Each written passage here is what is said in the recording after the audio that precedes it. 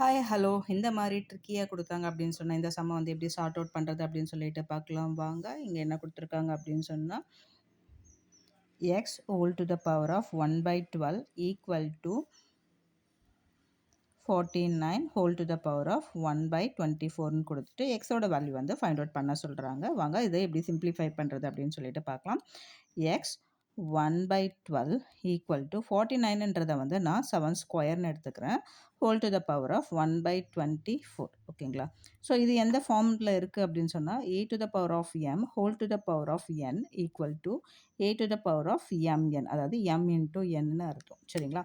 அப்ப இந்த ஃபார்மேட்ல கொண்டு போவோம். So x 1/12 equal to 7 2 into 1 2 divided by 24 ஓகேங்களா?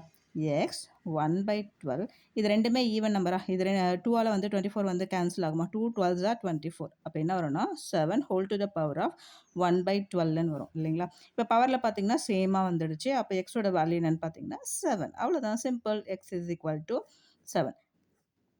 ஸோ இந்த மெத்தட் உங்களுக்கு பிடிச்சிருந்துச்சுன்னா லைக் பண்ணுங்கள், கமெண்ட் பண்ணுங்கள், ஷேர் பண்ணுங்கள் அண்ட் சப்ஸ்கிரைப் பண்ணுங்கள். தேங்க்ஸ் ஃபார் வாட்சிங்.